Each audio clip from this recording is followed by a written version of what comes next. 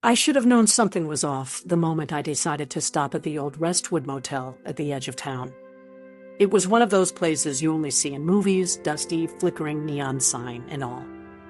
But the clock had inched past midnight, and every part of me screamed for a couple of hours of sleep. It was supposed to be a quick pit stop during my road trip to find myself or lose myself. I hadn't figured it out yet.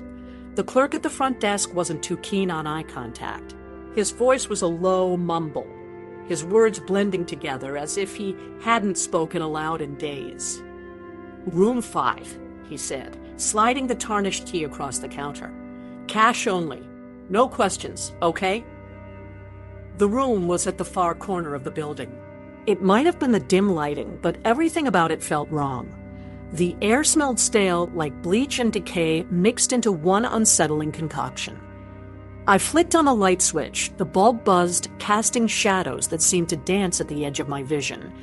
You'd think fear would have kept me awake, but the exhaustion was overwhelming, sucking me into the worn mattress and dragging me under. I woke up shivering. Outside, footsteps crunched over gravel, stopping just beneath my window. Low voices murmured something I couldn't quite catch, followed by a heavy thud and what sounded like a dull scraping. I peeked through the thin curtain, heart hammering, as two men heaved a bulky, tarp-covered shape into the bed of a pickup truck. My breath caught when I glimpsed a pale hand slipping out from beneath the tarp before they tightened it. Panic surged through me, wild and raw. I checked the time, 2:53 a.m. Somehow, the darkness felt thicker, more oppressive. One of the men was the desk clerk. The other wore these grimy coveralls and kept glancing over his shoulder. "This should be the last one tonight," the clerk said, though his voice carried an almost mechanical detachment. "Time to reset before the morning rush." "What about him?" the man in overalls asked, his chin jutting in the direction of room 5. "My room." The clerk chuckled, a chilling sound that seemed to echo long after he'd stopped. "He's got 1 more hour. No point waking him up now." They drove off into the night, leaving a trail of dust behind them. I couldn't breathe.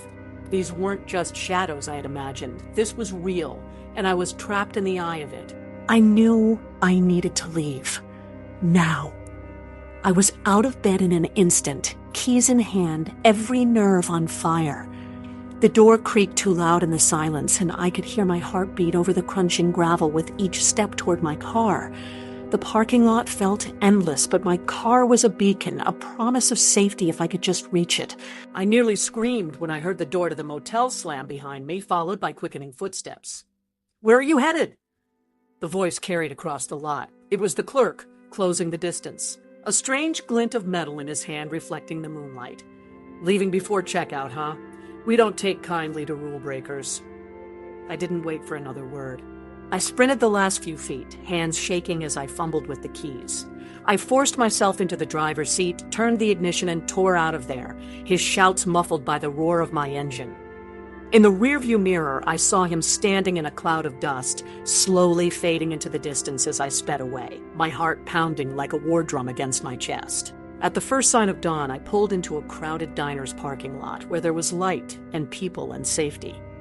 My hands still trembled as I dialed the authorities, recounting everything through stuttering breaths. But of course, they found nothing. No suspicious activity, no clerk, no evidence of what I'd witnessed, only the stale emptiness of an abandoned roadside stop. In the report, it would all be written off as a figment of an overactive imagination, a traveler's exhaustion taking its toll. Yet I know what I saw. And even now, I wonder where the Restwood Motel reopens its doors each night, waiting for another wayward soul to stumble into whatever grim secret it houses. Every roadside motel I check into since then, I'm always out by dawn, never taking my chances with the dark.